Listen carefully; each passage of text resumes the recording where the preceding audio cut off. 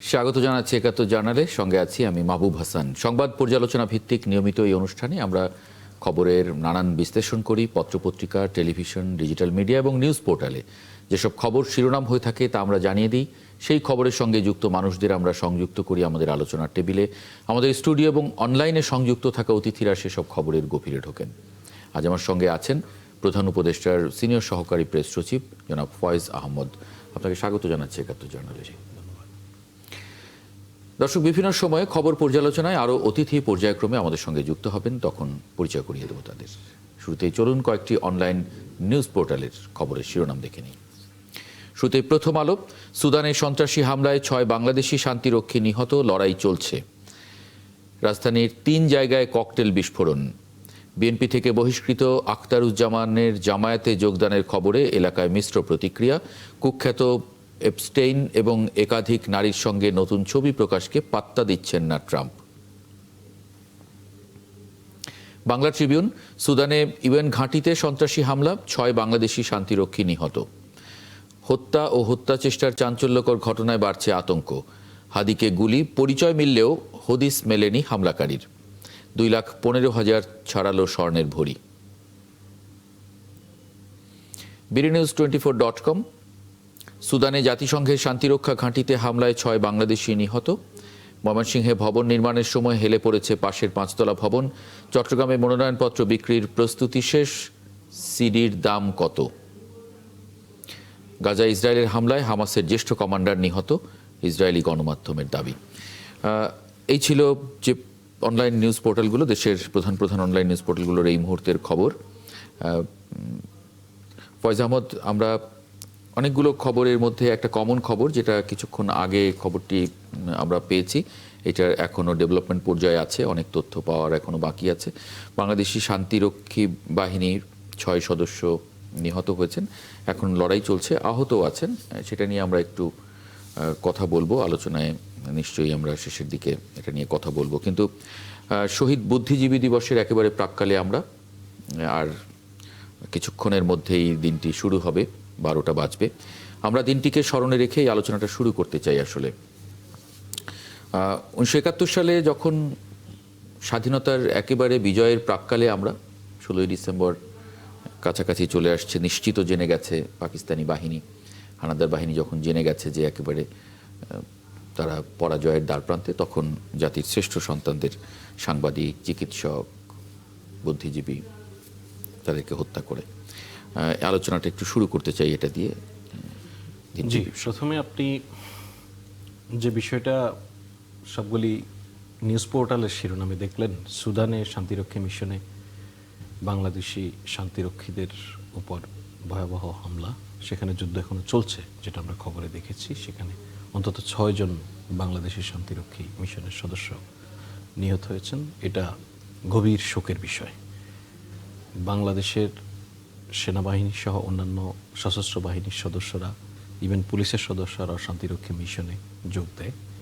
এটা আমাদের জন্য অত্যন্ত গৌরবের একটা বিষয়। কিন্তু প্রায়শই এ ধরনের হামলার ঘটনা ঘটে। এটা একজন যোদ্ধা হিসেবে, একজন সৈনিক হিসেবে এটা আমাদের জন্য বিশাল গৌরবের, একই সঙ্গে বিশাল বেদনারও খবর। এটাতে শোক প্রকাশ করছি যারা নিহত হয়েছেন। ইতিমধ্যে সরকার জাতিসংঘের সঙ্গে যোগাযোগ শুরু করেছে। যারা নিহত হয়েছেন, যে বীর সেনানীরা শহীদ হয়েছেন, তাদেরকে দ্রুত দেশে ফেরত আনার বিষয়ে জাতিসংঘের সঙ্গে আলোচনা হচ্ছে, এবং যারা আহত হয়েছেন তাদের দ্রুত সুস্থতার বিষয়ে কীভাবে চিকিৎসা নিশ্চিত করা যায় সে বিষয়ে আলোচনা হচ্ছে। যেহেতু বিষয়টি এখনও ডেভেলপিং, আমরা যখন কথা বলছি সেখানে একটা যুদ্ধাবস্থা চলছে, সুতরাং হয়তো আমরা ক্ষণে ক্ষণে আরও খবর পেতে পারি। জি, দেখা যাক সেটা কী হয়। আর শহীদ বুদ্ধিজীবী দিবসের কথা বলছেন, যেটা আমরা কয়েক মিনিট পরে বা কিছুক্ষণ পরেই আমরা সেই দিবসে ঢুকব।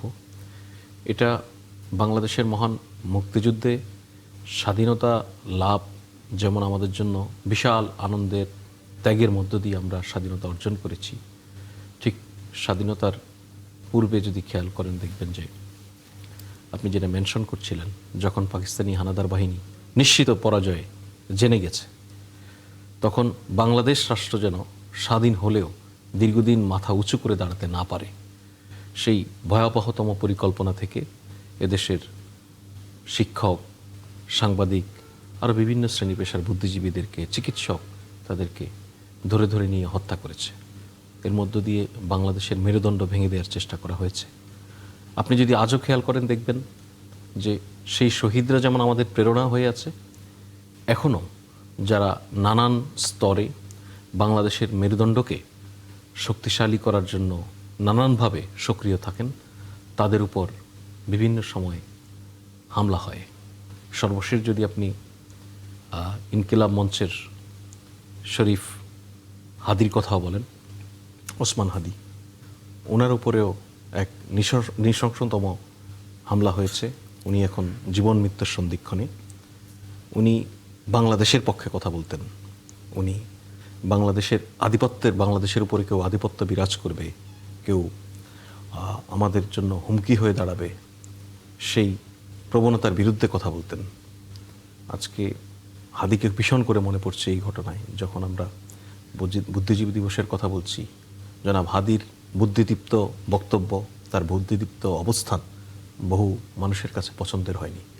তাদের কাছে তিনি শত্রুতে পরিণত হয়েছেন। আমরা একই সঙ্গে শহীদদেরকে যেমন স্মরণ করছি, আমরা হাদিরও দ্রুত সুস্থতা কামনা করছি। তার কিছু শারীরিক ডেভেলপমেন্টও আছে, সেটা আসার খবর, সেটা গণমাধ্যমে এর মধ্যে এসেছে। আমরা আশা করছি দ্রুত সুস্থ হয়ে উঠুন তিনি। আমরা একটু অতিথিতে যুক্ত করে নেই। মিজানুর রহমান খান বীর প্রতীক, বীর মুক্তিযোদ্ধা, তাকে একটু যুক্ত করে নেই। নীলোফার চৌধুরী মণি, বিএনপি দলীয় সাবেক এমপি, এবং শাহ ইফতেখার তারিক, কেন্দ্রীয় সাংগঠনিক সম্পাদক, ইসলামী আন্দোলন বাংলাদেশ। আপনাদেরকে স্বাগত জানাচ্ছি ৭১ জার্নালে। আমরা আলোচনাটা যেটা দিয়ে শুরু করেছি শহীদ বুদ্ধিজীবী দিবসের প্রাক্কালে আমি একটু মিজানুর রহমান খান বীর প্রতীক, আপনার একটু মন্তব্য, স্মৃতিচারণ যাই বলি, অত্যন্ত বেদনার, কিন্তু আপনাদের মতো বীরদের কাছ থেকেই আসলে আমরা সেই গল্পটা বারবার শুনতে চাই। কারণ এই জাতি গঠনে নিশ্চয়ই আমাদের ইতিহাস আমাদের সঙ্গে রাখতে হয়, সেটা যতই বেদনার হোক। আমরা শহীদ বুদ্ধিজীবী দিবসে যাদের হারিয়েছি তাদের গল্পগুলো আমরা বারবার শুনতে চাই। আপনি একজন বীর যোদ্ধা, একটু এই দিনটি স্মরণে কিছু বলবেন। ধন্যবাদ। আমি 11 নম্বর সেক্টরের অধীনে যুদ্ধ করেছি। এটা ছিল জামালপুর বেস্ট। আমরা মূলত স্বাধীনতা পাকিস্তান আমাদের কাছে সারেন্ডার করে 4ই ডিসেম্বর। আমরা তখন স্বাধীন দেশে অবস্থান করছিলাম। যখন এই নৃশংস হত্যাকাণ্ড হয় তখন আমরা স্বাধীন জামালপুরে অবস্থান করছিলাম। আমি তখন পত্র পত্রিকায় এবং রেডিও টেলিভিশনে আমরা যতদূর জানতে পেরেছি যে আমাদের দেশের মেরুদণ্ড ভেঙে দেওয়ার জন্য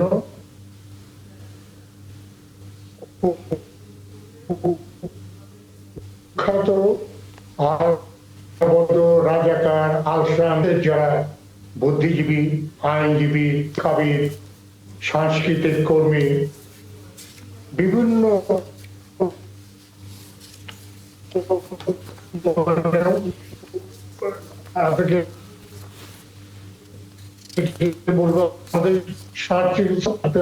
তাদেরকে তালিকা করে করে মেরে ফেলা হয়েছে। এটা আমি যতটুকু জানি যে রাও ফরমান আলীর নেতৃত্বে আল বদর, রাজাকার, আল শামস, বিভিন্ন ছাত্র সঙ্গে যারা এদের সহযোগিতায় কত লোককে মারা হয়েছে। এটা বাংলা একাডেমির হিসাব মতে 1 জানুয়ারি 25শে মার্চ থেকে শুরু করেন। সেক্ষেত্রে আমাদের এই বুদ্ধিজীবী হত্যার সংখ্যা সম্ভবত আরো বাড়বে। তো আমরা চিত্তে স্মরণ করি তাদের অবদানকে। তারা আমাদের সাধারণ লোকদেরকে পথ দেখিয়েছেন মুক্তিযুদ্ধে যোগদানের জন্য, মুক্তিযুদ্ধ করার জন্য। আর এই সুযোগে আমি একটু সুদানে আমাদের যারা সেনাবাহিনীর কর্মকর্তা নিহত হয়েছেন তাদের রুহের মাগফিরাত কামনা করছি এবং তাদের শোক সন্তপ্ত পরিবারের প্রতি সমবেদনা জানাচ্ছি। জি, ধন্যবাদ। জি। শাহ ইফতেখার তারিক, আজকে ইসলামী আন্দোলন বাংলাদেশের আমির তিনি এই দিনটি স্মরণ করেছেন এবং তার কিছু অংশ যদি আমি একটু পড়ি। তিনি পীর সাহেব চরমোনাই বলেন, ৭১ সালের পুরো বছর জুড়েই হত্যাকাণ্ড ঘটেছে। 14 ডিসেম্বর বুদ্ধিজীবী হত্যাকাণ্ডের পরপরই দেশ স্বাধীনতা অর্জন করেছিল। তখন স্বাধীন দেশের সরকারের প্রধান কাজগুলোর একটা হওয়ার কথা ছিল এই হত্যাকাণ্ডের তদন্ত করা এবং অপরাধীদের চিহ্নিত করে বিচারের আওতায় আনা। দুঃখজনক সত্য হলো তখন এই হত্যাকাণ্ডের সুষ্ঠু তদন্ত হয়নি, অপরাধীদের চিহ্নিত করা হয় নাই। স্বাধীনতার বহু বছর পরে 13 সালে যে বিচার হয়েছে তাতেও বিচারের বিষয়টি বিতর্কিতই রয়ে গেছে। ইসলামী আন্দোলন বাংলাদেশ চায় এই হত্যাকাণ্ডের নির্মোহ ও বস্তুনিষ্ঠ তদন্ত হোক, অপরাধী চক্র নিশ্চিত হয়ে থাকুক, অন্যথায় ইতিহাসের কাছে জাতি হিসেবে আমরা দায়বদ্ধ থেকে যাব। নিশ্চয়ই এই দায়বদ্ধতা আমাদের থাকবে যদি আমরা বিচার করতে না পারি। ইসলামী আন্দোলন বাংলাদেশের আসলে প্ল্যান কি? তারা কি নির্বাচনী যে ম্যানিফেস্টো সেখানে এই ধরনের বক্তব্য তারা রাখবে কিনা, এই বিচারের ম্যান্ডেট তারা রাখবে কিনা? ধন্যবাদ আপনাকে। যারা যুক্ত আছেন আলোচনায় তাদেরকেও আন্তরিক মোবারকবাদ জানাচ্ছি এবং যারা এই মুহূর্তে আমাদের দেখছেন তাদের সকলকে ইসলামী আন্দোলন বাংলাদেশের মোহতারাম আমির হযরত পীর সাহেব চরমোনাইয়ের পক্ষ থেকে আন্তরিক শুভেচ্ছা ও অভিবাদন জানাচ্ছি। ঠিকই বলেছেন, আমি আরেকটু যুক্ত করতে চাই। একটা যুদ্ধের মধ্য দিয়ে আমরা একটা দেশ পেলাম, একটা পতাকা পেলাম, আমাদের একটা স্বাধীন মানচিত্র পেলাম। সেই মানচিত্রে পাওয়ার ক্ষেত্রে সবচেয়ে বড় অবদান তাদের, যারা এই যুদ্ধে অংশগ্রহণ করেছেন এবং যুদ্ধে যারা আত্মাহুতি দিয়েছেন, নিজের জীবনকে বিসর্জন দিয়েছেন, তারা হচ্ছেন আমাদের বীর সন্তান। তাদের কারণেই আমরা একটা স্বতন্ত্র পরিচয় পেয়েছি। সেই যুদ্ধের পরে সর্বপ্রথম কাজ ছিল কারা আমাদের এই দেশে জীবন দিয়েছেন তাদেরকে তালিকা করে তাদের পরিবারকে সর্বোচ্চ সম্মান দেওয়া এবং তাদেরকে সেই সময় থেকে যতদিন পর্যন্ত তাদের পরিবার থাকবে তাদের পরিবারের জন্য বিশেষভাবে পুরো জাতির খেয়াল রাখা। কিন্তু লক্ষ্য করলে দেখবেন যে সেই সময় থেকে অদ্যাবধি কারা জীবন দিল, কারা আমার দেশকে জীবনের বিনিময়ে অর্জন করে দিয়ে গেল, সেই তালিকাটা কোন সরকার এখন পর্যন্ত গঠন করে নাই। এটা কি খুব দুরূহ কাজ ছিল? এটা তো খুব সহজ কাজ ছিল। এই কাজটি কেন করা হলো না? এই কাজটি না করার কারণে আমরা ইতিহাসের কাছে দায়বদ্ধ থাকব। আমরা একটা অপরাধী জাতি হিসাবে নিজেদেরকে চিহ্নিত করে রাখছি। অতএব ইসলামী আন্দোলন বাংলাদেশ মনে করে যাদের আত্মত্যাগের মধ্য দিয়ে এই দেশ আমরা অর্জন করেছি, সেই বীর যোদ্ধা যারা নিজেদেরকে শহীদ করেছেন, যারা নিজেদের জীবন দিয়েছেন, তাদের তালিকাকে প্রকাশ করা এবং ইতিহাসের স্বর্ণাক্ষরে তাদের নামগুলো লিখে রাখা, এটা খুব দুরূহ কাজ নয়, এটা হওয়া উচিত ছিল। যারা আমার এই মানুষগুলোকে হত্যা করেছে, আমাদের সম্মানিত বীর মুক্তিযোদ্ধা বলেছেন রাও ফরমান আলীর নির্দেশে এটা হয়েছে। রাও ফরমান আলী সহ যারা এই আমার দেশে গণহত্যা চালালো, তাদেরকে বিনা বিচারে কিভাবে দেশ থেকে বের হয়ে গেলেন কেন? এই প্রশ্নের উত্তর কি জাতি হিসাবে আমরা বের করব না?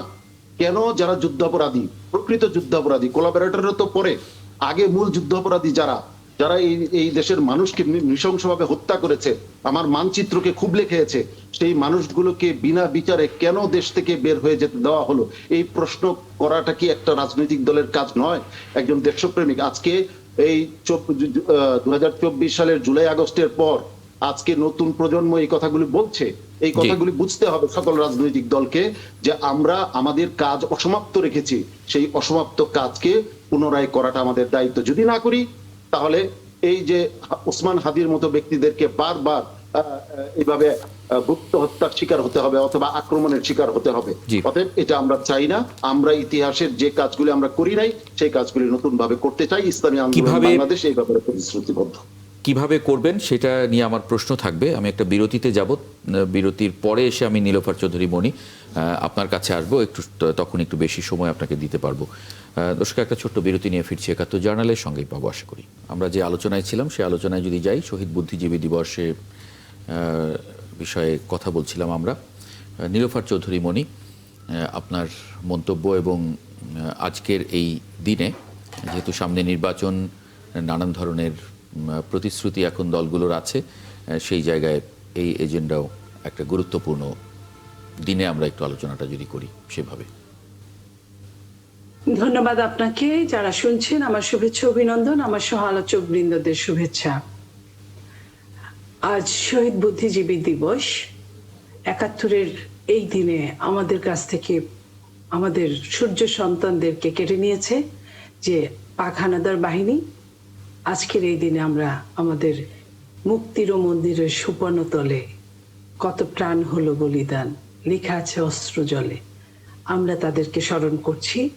পাশাপাশি আজকে সুদানে জাতিসংঘ মিশনে বাংলাদেশের 6 জন নিহত হয়েছেন, 8 জন আহতের ঘটনায় সমবেদনা জানাচ্ছি, এবং যারা বেঁচে আছেন আহত হয়েছেন তারা বেঁচে আমাদের মাঝে ফিরে আসুন এই দোয়া করছি। পাশাপাশি আজকের এখানে যারা উপস্থিত আছেন, আমি জামালপুরের সন্তান হিসেবে, জামালপুরের একজন বীর মুক্তিযোদ্ধা আছেন, আমি আজকে ওনাকে সহ সমস্ত মুক্তিযোদ্ধাদের আমি আমার পক্ষ থেকে স্যালুট জানাচ্ছি। বাংলাদেশের আজকে যে অবস্থাটা, আজকে 54 বছর পরেও আমরা যেখানে দাঁড়িয়ে আছি, সত্যি দুঃখজনক যে আজকেও যখন প্রতিদিন মানুষ মরছে, প্রতিদিন পুলিশের নথি থেকে জানা যায় গত 10 মাসে আপনার প্রতিদিন গড়ে বাংলাদেশে 20 জন, প্রায় 20 জন করে নিহত হচ্ছে অপঘাতে। সেই অপঘাতে গতকালকে হাদির যে অবস্থাটা হয়েছে, সত্যি হৃদয় বিদারক, শুধু বলার মধ্যে পড়ে না। আমরা কোথায় আছি, কি কাজে আমরা করছি, আমাদের সামনে নির্বাচন, সেই নির্বাচনকে এই কাজগুলো, এই হত্যাগুলো কি মেসেজ দিচ্ছে আমি জানি না। প্রত্যেকটা দল বিভিন্নভাবে প্রতিশ্রুতি দিচ্ছে, দিবে এবং দিয়েছে, কিন্তু কেউই কথা রাখতে পারে নাই।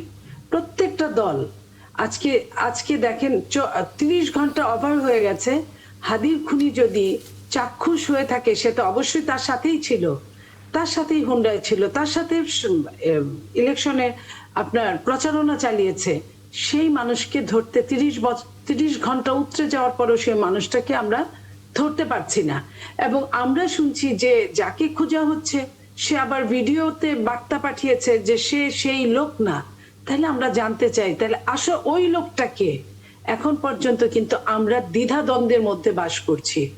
আজকে যখন দেখেন দেশনেত্রী বেগম খালেদা জিয়া একজন বীর মুক্তিযোদ্ধা, উনি আজকে মৃত্যুর সঙ্গে পাঞ্জা লড়ছেন, সেটার পেছনেও কিন্তু অনেকগুলো কারণ আছে।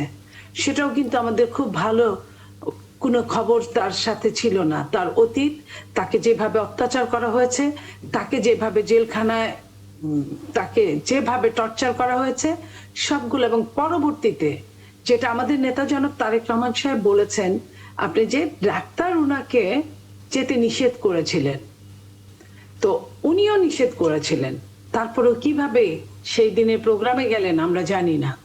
তো এই জায়গাগুলো থেকে প্রত্যেকটা জিনিস, এবং দেশনেত্রী বেগম খালেদা জিয়া যখন সমস্ত বাংলাদেশের সার্বজনীন নেতৃত্বে রূপান্তরিত হয়েছেন, ঠিক সেই মুহূর্তে হাদির এই ঘটনাটা ঘটিয়ে একদম সমস্ত কিছুকে একদম 180 ডিগ্রি আপনার অ্যাঙ্গেলে উল্টিয়ে ফেলা হলো। এই যে আরেকটা মৃত্যুর হাতছানি, আরেকটা মৃত্যুর জন্য হাহাকার, এই জায়গা থেকে আমরা বলতে চাই যে ওই যে 71-এর পরে যে ছবিটা হয়েছিল যে আবার তোরা মানুষও, আমরা সেই ছবি কে দেখেছিলাম জানি না, কিন্তু কেউই ওরকম ভাবে আমরা মানুষ হতে পারিনি। যদি মানুষ আমরা হতাম তাহলে আমাদের একটা নির্বাচনকে ঘিরে এত কিছু হতো না। যে নির্বাচন সত্যিকার অর্থে 1/11-র পরে থেকে বাংলাদেশের মানুষ তেমন নির্বাচন পায় নাই। যখন আমার ভোট আমি দিব, যাকে খুশি তাকে দিব, যখন বলার কথা লেভেল প্লেইং ফিল্ডটা কেমন আছে, ঠিক তখনই মৃত্যু আর মৃত্যু। এবং কোন দল প্রকাশ্যেই বলছে যে একই দিনে যদি 2টা ভোট হয় তাহলে জেনোসাইড হয়ে যেতে পারে। এই যে বলাটা, কিংবা আপনার একজন রাষ্ট্রের প্রধান ব্যক্তি উনি যখন বলেন যে নির্বাচনের আগে বড় ধরনের ঘটনা ঘটতে পারে, বড় বড় ব্যক্তিরা তো কোনো কিছু ঘটতে পারে বললেও এটাকে লুকিয়ে রেখে ওটার ব্যবস্থা নেন। কিন্তু আমরা লুকানো দূরের কথা, আমরা যে জিনিসটা বলে ফেললে সবার সমস্যা হবে সেটা বলি, এবং যে জিনিসটা বললে অনেক মানুষ সেভ হবে সেটা বলি না। তো আমরা যখন এই অবস্থার মধ্যে, তখন নির্বাচনের তফসিল ঘোষণার ধরেন 20 ঘন্টার মধ্যে যে ঘটনাগুলো ঘটলো, এবং আরো ঘটনা ঘটার সম্ভাবনা আছে, এখানে কিন্তু শেষ না। প্রত্যেকটা মানুষ আমরা বিপদগ্রস্ত, ভয়গ্রস্ত। সেইখানে আমরা নির্বাচনটা কিভাবে সুন্দরভাবে হবে আমার মাথায় ঢুকে না, কারণ নির্বাচনের পূর্ব শর্ত যে কিন্তু যে এটা তো জিনিসগুলো- হওয়ার কথা ছিল না। আপনি বলছিলেন যে সেই 54 বছর পরে এসেও আমাদেরকে এগুলো দেখতে হচ্ছে। আমরা তো একটা সাম্যের দেশ গড়ার জন্য আমাদের যে বীর তারা যুদ্ধে গিয়েছিলেন, কিন্তু সেই সাম্য তো আমরা তৈরি করতে পারিনি। আমরা এখনো দেখেন, নিরাপদ সাম্য তো বাংলাদেশ আমরা- তৈরি করতে পারিনি। সাম্য তো অনেক দূরের কথা, সাম্য অনেক দূরের কথা। ইফতেখার তারিক সাহেব যে কথাটা বললেন, আমি তার সাথে শতভাগ একমত। আমাদের সত্যিকার অর্থে শহীদ কতজন? আমি এই প্রশ্নটা করাতে আমাকে প্রায় আপনার সম্মুখীন হতে হয়েছিল আওয়ামী শাসনামলে আপনার রাষ্ট্রদ্রোহিতা মামলার। যাই হোক, এরপরে আমার সিনিয়র নেতারা বলাতে আমি হয়তো বেঁচে গেছি, কিন্তু আমি এখনো জানতে চাই যে যে মানুষগুলো হতে পারে 30 লাখের বেশি, বাট আমি জানতে চাই হতে পারে 1 লাখের বেশি, আমি সেটাও জানতে চাই। হতে পারে 1 লাখের কম, আমি সেটাও জানতে চাই। আমার বাবা আমার সাথে যে অসত্য কথাটা বলেছে, আমি কিন্তু এই যুগে 2025 সালে আমি আমার সন্তানের সাথে সেই অসত্যটা বলতে চাই না বলে এখনো আমি মনে করি যে প্রত্যেকটা জেলায় যে ডিসি আছে, এসপি আছে, ইউনো আছে, তাদের মাধ্যমে আমি জামালপুর একটা বিখ্যাত জায়গা মুক্তিযুদ্ধের জন্য, ধানুয়া কামালপুর একটা বিখ্যাত জায়গা মুক্তিযুদ্ধের জন্য, কিন্তু আমি কিন্তু বলতে পারি আমার মনে হয় না 2-3 হাজারের বেশি, 2000 ওই জেলায় শহীদ হয়েছে কিনা। জি। তো 64টা জেলার শহীদ, আমি 2000 কেন 50,000 হোক, জি, আমি জানতে চাই যে আমরা জানতে চাই। মিজানুর রহমান খান, কত আপনারা যে লোক মুক্তিযুদ্ধ করেছে, জি, বলুন। কত লোক, কত মায়ের সম্ভ্রমহানি হয়েছে, এগুলো আমরা জানতে চাই। মিজানুর রহমান খান, মানে আপনারা যে লড়াইটা শুরু করেছিলেন, যে যুদ্ধটা শুরু করেছিলেন, সেই যুদ্ধ তো তাহলে এখনো শেষ হয়নি। এখন আমরা নানান ধরনের তথ্য বিকৃতি, ইতিহাস বিকৃতির অভিযোগে অভিযুক্ত হই, এবং যেরকম ভাবে বলছিলেন নীলোফার চৌধুরী মণি, যে এটা তো আসলে আমাদের দায়িত্ব ছিল। শাহ ইফতেখার তারিক বললেন যে বিচার করাটাও তো আমাদের প্রয়োজন ছিল। আমরা তো জাতি হিসেবে আমরা অপরাধী হয়ে গেছি। মিজানুর রহমান খান। আচ্ছা, এটার ব্যাপারে আমি যেটা বলতেছি, স্বাধীনতার পর যে সরকার এলো, এই সরকার একটা তালিকাও করে যেতে পারেনি। মুক্তিযোদ্ধার কোনো তালিকা করতে পারে নাই, শহীদের কোনো তালিকা করতে পারে নাই, বুদ্ধিজীবী, হত্যা, নিহত যারা, তাদের কোনো তালিকা করতে পারে নাই। যেটা আপনি একটা জিনিস খেয়াল করে দেখেন, 24-এর গণঅভ্যুত্থানের পর প্রতিটা তালিকা কিন্তু দেখেন সুন্দরভাবে সম্পন্ন হয়েছে, কিন্তু 71-এর পর মনে হলো যে মুক্তিযুদ্ধ শেষ হলো, মুক্তিযোদ্ধারা শেষ। না, এটা কি মুক্তিযুদ্ধ শেষ, মানে তথ্য শহীদরা শেষ। প্রযুক্তির কারণে কি এটা, মানে এখন তথ্য প্রযুক্তি, গণমাধ্যমে সবগুলো এসে যাচ্ছে, যে কারণে খুব সহজভাবে করা সম্ভব হয়েছে। সেই সময় না, সেক্ষেত্রে আমি জানি না এই আমাদের বীর মুক্তিযোদ্ধা এখানে উপস্থিত আছেন, উনি আমার সঙ্গে একমত হবেন কিনা, যে না, 71-এর পরে যখন যে সরকার আসলো, সেই সরকার এই ধরনের আসলে স্পষ্টত কোনো উদ্যোগই নেয়নি, যেটা আমরা ইতিহাস থেকে জানি। এবং আমি এবং সেটা বলতে চাচ্ছি। জি, এবং আমরা যদি শহীদ তাজউদ্দিনের কথা বিবেচনা করি, আমরা যেটা তাজউদ্দিনের কন্যার বই থেকে পাই, উনি যখন শেখ মুজিবুর রহমানকে বলেছিলেন যে কিভাবে দেশটা স্বাধীন হলো আপনার একটু জানা দরকার, মেহেরপুরে যাওয়া দরকার, এই বিষয়গুলি তো উনি অপোজ করেছিলেন। অর্থাৎ বীর মুক্তিযোদ্ধা যেটা বলছেন যে মুক্তিযুদ্ধের সময় মুক্তিযোদ্ধারা জীবন দিয়েছে, শহীদ হয়েছে, যুদ্ধ করেছে, এটাই যেন শেষ, এরপরে আর তাদের কোনো প্রয়োজনীয়তা অনুভব করেনি। অনেক পরে এসে আমরা দেখলাম নানান রাজনৈতিক কারণে মুক্তিযুদ্ধের ব্যবহার, রাজনৈতিক কারণে মুক্তিযোদ্ধাদের ব্যবহার। না, আমি আপনাকে যেটা বলতে চাচ্ছিলাম যে এটা খুব কঠিন কাজ ছিল না, আর এই তথ্য প্রযুক্তির উপর নির্ভর না করলেও তখন ম্যানুয়ালি এই তালিকাটা করা সম্ভব ছিল। আমার কাছে যে হিসাব আছে তাতে 90,000 থেকে 1 লাখ এরকম মুক্তিযোদ্ধা ছিল। এটা তালিকা করার জন্য তথ্য প্রযুক্তির এত উন্নতি দরকার ছিল না, এটা করতে পারতো। মানে এটা কি আপনার সেক্টরে? না না না, সারা বাংলাদেশে। আমি সারা ইয়েতে মুক্তিযুদ্ধ বলছি, এটা হলো জেনারেল আমিন আহমেদ চৌধুরী সাহেব একটা জরিপ চালিয়েছিলেন। ওনার হিসাবে হলো 57,000 হলো গণবাহিনীর মুক্তিযোদ্ধা, 57,000, 18,000 হলো আর্মি, সেনাবাহিনীর কর্মকর্তা কর্মচারীরা, আর বিডিআর এবং পুলিশ মিলে হলো 4,000।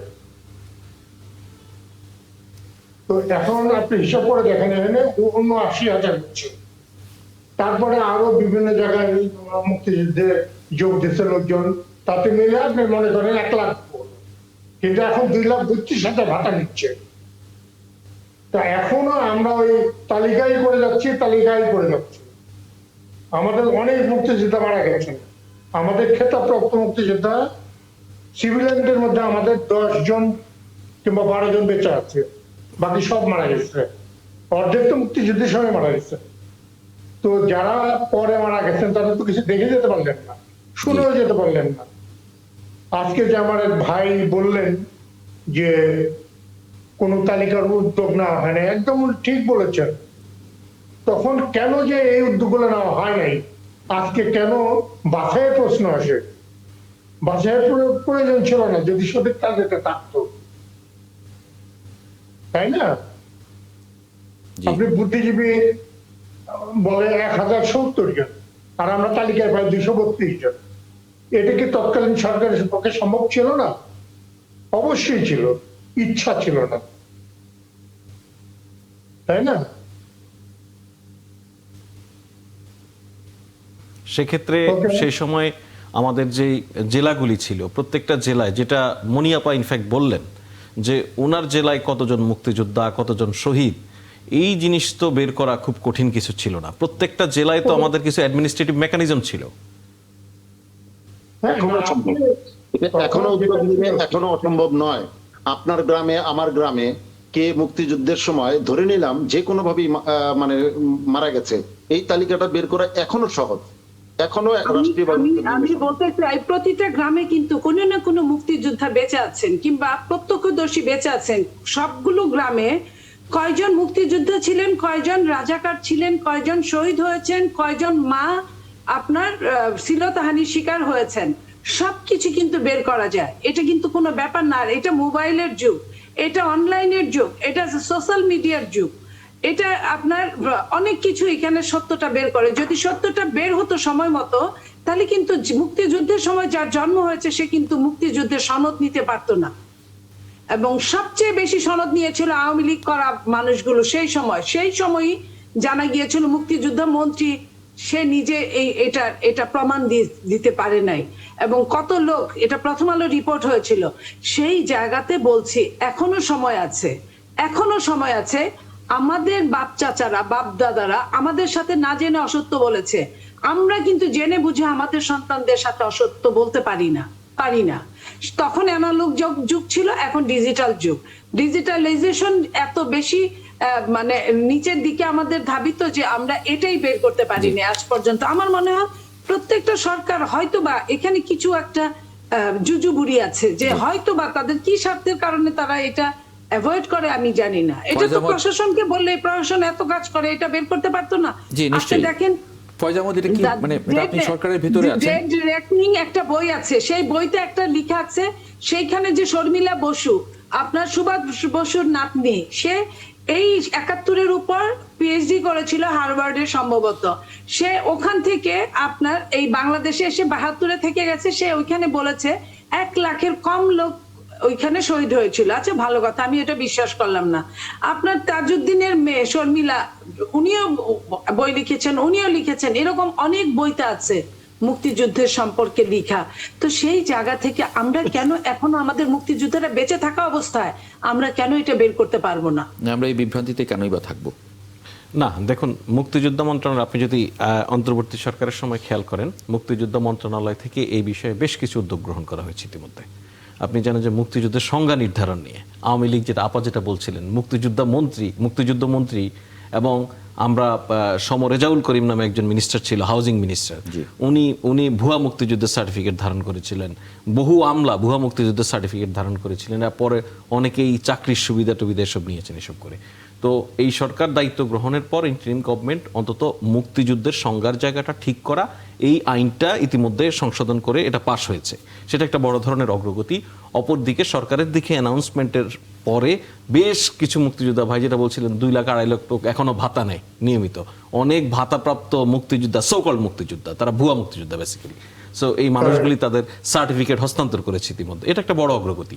তা আমরাও প্রত্যাশা করব যে এইটা ভবিষ্যতে যখন একটা দীর্ঘমেয়াদী সরকার, নির্বাচিত সরকার যখন দায়িত্ব গ্রহণ করবে, জাতিকে মনিয়াপার সঙ্গে আমি খুবই আমি একমত যে আমরা আমাদের বাবারা, আমাদের মুরব্বীদের মুখে আমরা একটা কথিত যেই সংখ্যা শুনে শুনে আজকে এই পর্যন্ত এসেছি, আমাদের সন্তানরা যেন আমাদের মহান মুক্তিযুদ্ধ নিয়ে অন্তত বিভ্রান্তিকর মিথ্যা কোনো তথ্য যেন তারা না পায়। এটা জাতির ইতিহাসের সঙ্গে এক ধরনের প্রতারণা, এই উদ্যোগ নিতে হবে ভবিষ্যতে। এই সরকারই তো শেষ নয়, এই সরকার যে কাজগুলি করেছে ইতিমধ্যে মুক্তিযুদ্ধ মন্ত্রণালয় এই জায়গাগুলি বেশ কিছু সংস্কার এনেছে, এর ফলে ভবিষ্যতের সরকার এটা যদি কন্টিনিউশনটা ধরে রাখে, আমি বিশ্বাস করি অ্যাটলিস্ট আমাদের যে শহীদের সংখ্যাটা নিশ্চিত করতে পারবে। আমরা 30 লক্ষ শহীদ বলছি, এর এই যে তথ্যের জায়গাটা আপনি যদি জার্নালিস্টিক ভিউ থেকে দেখেন, তো আমরা যখন সংখ্যাগত দিক বলছি, এই ফ্যাক্টটা খুবই ফ্যাকচুয়াল হইতে হয়। এটা কোনো নেগেটিভের উপর দাঁড় করানো যায় না। আমার 30 লক্ষ মানুষ শহীদ হয়েছে, এটা নেগেটিভ দিয়ে দিন রাত আমরা কথা বলে বলে দাঁড় করাতে পারবো না, এটা খুবই ফ্যাক্টস ফিগারের ইস্যুস, তাই না? সো সুতরাং আমরা বিশ্বাস করি যে এইখানে একটু ফায়েজ ভাইয়ের সাথে অ্যাড করতে চাই। শেখ মুজিবুর রহমান সাহেব যখন জিজ্ঞেস করেছিলেন জেল থেকে বের হয়ে সাংবাদিকদের যে কতজন মারা গিয়েছেন, উনি কিন্তু আন্দাজে বলেছিলেন 3 লক্ষ। শেখ মুজিবুর রহমান সাহেব সেটাকে ভুলবশত ইংরেজি বাংলা হয়ে যায়, এটা আমাদেরও হয় মাঝে মাঝে, যে ভাষাটা আমরা অভ্যস্ত না বলতে মাঝে মাঝে ভুলভাল হয়ে যায়। সেখানে উনি 3 মিলিয়ন বলেছেন, সেটাকেই কেন আমাকে যুগ যুগ আজীবন বহন করতে হবে? কেন আমি আমার প্রপার ডায়াগনোসিস আমি পাবো না, করবো না? এটা কিভাবে সম্ভব? আমি এখানে একটু যোগ করতে চাই। এখানে যে প্রসঙ্গটি আলোচনা সবগুলির সাথে একমত হয়েও আমি যে জায়গাটা বিশেষভাবে গুরুত্ব আরোপ করতে চাই, যে ব্যক্তিটা যুদ্ধে শহীদ হলেন, আত্মাহুতি দিলেন, আত্মত্যাগ করলেন, তার পরিবার এই গর্বটা কেন ধারণ করতে পারবে না? আমার বাবা মুক্তিযুদ্ধে শহীদ হয়েছেন। এই তালিকাটা মুক্তিযুদ্ধের যেমন তালিকা হচ্ছে বারবার, শহীদদের তালিকাটা হলে তো ওই পরিবারগুলি অন্তত সান্ত্বনা পেত যে আমার বাবা বা আমার দাদা মুক্তিযুদ্ধে শহীদ হয়েছেন। এটা প্রজন্ম থেকে প্রজন্মান্তরে দেশপ্রেমের একটা বন্যী শিখা তারা বয়ে নিয়ে যেতে পারতো। অতএব তাদের এই কাজটা তো আমাদের দায়িত্বের মধ্যে পড়ে। শুধু তাই নয়, আপনি যদি খেয়াল করেন, আপনি দেখবেন ধরুন আমাদের সঙ্গে আজকের আলোচনা একজন বীর মুক্তিযোদ্ধা যুক্ত আছেন, উনি যখন দেখবেন যে ওনার একজন প্রতিবেশী, যেটা মহান মুক্তিযুদ্ধের সময় তার ভূমিকা হয়তো বিতর্কিত ছিল, অথবা তিনি নিষ্ক্রিয় ছিলেন, অথবা তিনি কোনো পক্ষে কোনোভাবে অবস্থান নেননি, নানান অবস্থান থাকতে পারে মানুষের, সেই মানুষটা শুধুমাত্র রাজনৈতিক পরিচয়ের কারণে আজকে ওনার সামনে দিয়ে মুক্তিযোদ্ধার ভেসে হেঁটে যাচ্ছেন, সার্টিফিকেটধারী মুক্তিযোদ্ধা হয়ে উঠেছেন, নব্য মুক্তিযোদ্ধা শুধুমাত্র রাজনৈতিক বিবেচনায়, এটা ওনার জন্য পরিষ্কার অপমান। এটা এই দেশে যারা মানে একদম অস্ত্রের সামনে দাঁড়িয়ে যারা দেশ স্বাধীন করেছে, তাদের সঙ্গে আমি বলবো যে প্রধানতম আওয়ামী লীগ যুগ যুগ ধরে এই প্রতারণাটা করেছে মুক্তিযুদ্ধের প্রতি, মুক্তিযোদ্ধাদের প্রতি, বীর শহীদদের প্রতি, আমাদের শহীদ বুদ্ধিজীবীদের প্রতি অসম্মান প্রদর্শন করে এসেছে আওয়ামী লীগ। আমি নিরূপণ আপনার কথার পরিপ্রেক্ষিতে জানাচ্ছি, শহীদের তালিকা আমার গ্রামে 11 জন লোককে এক রাতে হত্যা করা হয়েছে, তার মধ্যে 1 জন আসছে শহীদের তালিকায়, বাকি 10 জনের নাম আসেনি। মানে আপনি যেভাবে যে যা পারছে তালিকাভুক্ত হচ্ছে, কেউ মুক্তিযোদ্ধা তালিকা হচ্ছে, কেউ শহীদের তালিকায় হচ্ছে, কিন্তু প্রকৃতপক্ষে যারা শহীদ তাদেরকে ব্যাপারে কোন রকম চিন্তা ভাবনা আমি কারোর মধ্যে লক্ষ্য করছি না। এটা হওয়া উচিত। আমাদের মানে গৌরবময় মুক্তিযুদ্ধকে টেকসই করার জন্য এটা বের করা উচিত আমাদের। আমরা এই গ্রামে যে 11 জন লোককে মেরে ফেললো, আপনি কি তাদের ছেলে মেয়েদেরকে আপনি কি বলবেন যে কি দেশ আমরা পেয়েছি? ঠিক, মানে এটা তো আসলে এমন ব্যাপারটা যে যদি আমি বীরকে সম্মান না দেই, শহীদকে সম্মান না দেই, তাহলে কেউ আসলে পরে শহীদ হতে চাইবেন না। এই দেশের জন্য কেন আমি আসলে জীবনটা দেব? কারণ আমার আগে যারা এই দেশের জন্য জীবন দিয়ে গেছেন তাদের তো আমরা সম্মান দেইনি। সুতরাং আমার মানে সেই উৎসাহটাও থাকে না। আমি খুব মানে এইভাবে সহজ করে ভাবলাম জিনিসটা, সেজন্যই বললাম। আমি এখানে জাস্ট 30 সেকেন্ডসের একটা বিষয় বলি, খুব প্রাসঙ্গিক, বলা জরুরি। আজকে আমরা বিজয়ের মাসে আছি, আমরা বুদ্ধিজীবী দিবসে ইতিমধ্যে আমরা প্রবেশ করেছি সম্ভবত। তো আপনি দেখুন, যখনই শহীদের নির্ভুল তালিকা, মুক্তিযোদ্ধাদের নির্ভুল তালিকা, বুদ্ধিজীবীদের নির্ভুল তালিকা, এই প্রসঙ্গগুলি আমাদের সামনে আসে, তখন এই সময়ে এসে আজকে 2024 সালে এসে একদল লোক ঝাঁপিয়ে পড়ে, তারা প্রমাণ করার চেষ্টা করে এই জেনারেশন যারা এখন মুক্তিযুদ্ধের প্রকৃতির ইতিহাস জানার জন্য তাগিদ অনুভব করে, তারা 71কে নিচে স্থান দেয়, 24কে উপরে দেওয়ার চেষ্টা করে। এভাবে 24 এবং 71কে মুখোমুখি দাঁড় করিয়ে মূলত ওই যে মিথ্যা ন্যারেটিভ, যুগ যুগ ধরে যেই ন্যারেটিভের আলোকে আওয়ামী লীগ সুবিধা নিয়েছে, সেই ন্যারেটিভটাকে বাঁচিয়ে রাখার চেষ্টা করা হয়। এটা পুরো জাতির প্রত্যাশা, এই 24-এর জেনারেশনের প্রত্যাশা। আমরা আমাদের মহান মুক্তিযুদ্ধের ইতিহাস, মহান মুক্তিযুদ্ধের শহীদদের সংখ্যা, বুদ্ধিজীবীদের সংখ্যা, প্রকৃত সংখ্যাটা আমরা জানতে চাই আসলে। জি, আমরা এটার সাথে আমি আরেকটা যোগ করতে চাই, একটা উদাহরণ দিতে চাই। উদাহরণটা হচ্ছে, শাহবাগে যখন মুক্তিযোদ্ধাদের নিয়ে এত বড় আয়োজন করলেন ফ্যাসিস্ট সরকার, যখন লাখো মোমবাতি প্রজ্বলিত হলো, জনগণ যখন মুক্তিযুদ্ধের পরিবার, শহীদদের পরিবার যখন মনে করলো আমরা বোধহয় সঠিক বিচারটা পাবো, তারা গেল 1 দিন 2 দিন 3 দিন, তারা বুঝে গেল যে না, এটা তো একটা চেতনা বিক্রির জায়গায় দাঁড়িয়েছে। এবং সেইখানে যেটা হলো, ওইখানে অন্যতম একজন, যাকে কিনা লিডারদের অন্যতম, যাকে এক নামে সারা বাংলাদেশ তখন চিনতো, সেই মানুষটাকে যাকে এত বড় একটা পদ দেওয়া হলো, জানা গেল যে তার দাদা ছিল আপনার রাজাকার, এবং সেই তার দাদা রাজাকার ছিল এবং যুদ্ধে সে মারা গিয়েছে। রাজাকারও তো মারা গিয়েছে অনেকে মুক্তিযোদ্ধার পাশাপাশি। তখন সে শুধু তাই না, তার পরিবার মিরপুর থেকে একটা বাড়ি, আপনারা জানেন যে বিহারীদের বাড়িগুলো মুক্তিযোদ্ধাদের বা শহীদ পরিবারদের দেওয়া হয়েছিল, সেইখানে শহীদ পরিবার হিসেবে সে গ্রহণ করেছে। পরবর্তীতে তার এলাকার লোকরা যখন, এটা নর্থ বেঙ্গলের কথা, তার এলাকার লোকরা যখন বিচার দিয়ে গেল প্রশাসনকে, যে যারা বরাদ্দ দেয়, তখন সেই বাড়িটা ক্যান্সেল হয়ে গিয়েছিল। দেখেন আমরা কত দুঃখজনক জায়গায় আছি, যে সেই রাজাকারের ঘর থেকে আপনার তথাকথিত আপনার মুক্তিযোদ্ধাদের বিচার করলো, তথাকথিত রাজাকারদের আপনার বিচার করলো, যে বিচারটা শুধুমাত্র প্রহসনেই পরিণত হলো। যেমন আমি আগেও বলেছি, এখনো বলি, যে আপনার জামাতে ইসলামের যাদেরকে আপনার ফাঁসিতে ঝুলালো, এবং ওই শাহবাগ থেকে একজনের ফাঁসি হলো বিচারের রায়কে উল্টে দিয়ে, যাদেরকে ফাঁসিতে ঝুলালো তাদের কিন্তু আত্মপক্ষ সমর্থনের সুযোগ দেওয়া হয় নাই। আমার কথা হলো যে একজন চোর, একজন ডাকাত, একজন রাজাকার, তার বিচার হতেই পারে, 70 বার তাকে ফাঁসি দিতে হতে পারে, কিন্তু সে একটা চোরের কিন্তু রাইটস আছে যে সে আত্মপক্ষ সমর্থনের সুযোগ পাবে। কেন সে চুরি করেছে, আদৌ সে চুরি করেছে কিনা, একজন রাজাকারও সেটা সুযোগ পাবে যদি সে সত্যিকার রাজাকার হয়ে থাকে। অনেকেই তো বলেছে যে সে রাজাকার ছিল না, এই মানুষটা সেই মানুষটা ছিল না, ইত্যাদি ইত্যাদি। আমার কথা ছিল কি ছিল না, এটা কিন্তু আত্মপক্ষ সমর্থনের সেদিন সুযোগ দেওয়া হয় নাই। বাংলাদেশটাকে আরেকটা নেগেটিভে দাঁড় করিয়ে এক একটা মানে এটা কি বলবো, ধিক্কারজনক কাজগুলা করা হয়েছে। এখনো কিন্তু আমরা ওই জায়গাতেই দাঁড়িয়ে আছি। 2025-এ হাদির উপর যে অত্যাচারটা হয়েছে, হাদির উপর যে নৃশংস কাজটা হয়েছে, এইভাবে কিন্তু এখনো কিন্তু আমরা ওই জায়গাতেই আছি। ওই যে ডিজাইনটা, ওই যে পদ্ধতিটা, আমরা এইখান থেকে মুক্তি চাই। আমরা এই আলোচনাটা একটু ঢুকতে চাই।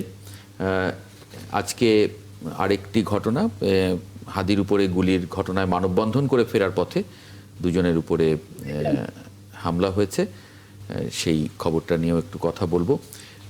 একই সঙ্গে মিজানুর রহমান খান, বীর প্রতীক, আপনাকে ধন্যবাদ জানাচ্ছি যুক্ত হবার জন্য 71 জার্নালে। আপনি একটু আগে চলে যেতে চেয়েছেন, রাত হয়ে গেছে, আপনার সুস্বাস্থ্য কামনা করছি। থ্যাংক ইউ, যুক্ত হয়েছেন এত রাতে আমাদের সঙ্গে। এবং আমার বাকি 2 অতিথি নীলোফার চৌধুরী মণি এবং শাহ ইফতেখার তারিক, আপনারা দুজন থাকবেন আলোচনায়। একটা ছোট্ট বিরতি নিয়ে ফিরছি, 71 জার্নালের সঙ্গে থাকবেন আশা করি। দর্শক, বিরতির পর আরেকবার স্বাগত জানাচ্ছি 71 জার্নালে। আমরা বিরতির আগে যেটি নিয়ে আলাপ করছিলাম, দুজনকে টার্গেট করে এলোপাতাড়ি কুপিয়ে জখম করা হয়েছে। আজ সন্ধ্যায় ওসমান হাদির উপর গুলির ঘটনায় মানববন্ধন থেকে ফেরার পথে উত্তরা 4 নম্বর সেক্টরে দুই সদস্য সন্ত্রাসী হামলার শিকার হন। বর্তমানে মুমূর্ষু অবস্থায় উদ্ধার করে উত্তরা 6 নম্বর সেক্টরের ইউএসবি স্পেশালাইজড হসপিটালে ভর্তি করা হয়েছে, এরকম একটি খবর। খুবই তাৎক্ষণিকভাবে খবরটা এসেছে যে যে কারণে এটার একটু এদিক সেদিকও হতে পারে। ক্ষমা চেয়ে নিচ্ছি আগেই। একটু আলোচনাটা করতে চাই ইফতেখার তারিক, মানে পরিস্থিতি কি একটু নিরাপত্তা পরিস্থিতি, আমি যদি এভাবে বলি, যে একটু অন্যরকম হয়ে গেল কিনা। একটু আনমিউট করতে হবে কি? শুনছি বা দেখছি, জি। এই ক্ষেত্রে দায় তো বহন করতে হবে কাউকে না কাউকে। যেহেতু একটি সরকার এখন ক্ষমতায় আছে, তারা এত সমর্থিত সরকার, সকল রাজনৈতিক দলের সমর্থন পুষ্ট সরকার, সেই সরকার কেন ব্যর্থ হচ্ছে এই বিষয়ে প্রশ্ন উত্থাপন করা জরুরি। আমরা আগেই বলেছিলাম যে মাঠে প্রচুর অস্ত্র আছে, সন্ত্রাসীরা বিচরণ করছে, এই বিষয়ে কোনো দৃশ্যমান কোনো উন্নতি বা অগ্রগতি আমরা দেখতে পাচ্ছি না। তার মধ্যে এই আশঙ্কার জায়গাগুলি আপনার এই শোতে আমি এর আগে উল্লেখ করেছিলাম। ডেভিল হান্ট আবার শুরু করা হচ্ছে বলা হচ্ছে। আমার প্রশ্ন হচ্ছে, ডেভিল হান্ট ফার্স্ট ফেজ যেটা হলো সেটার রেজাল্ট কি?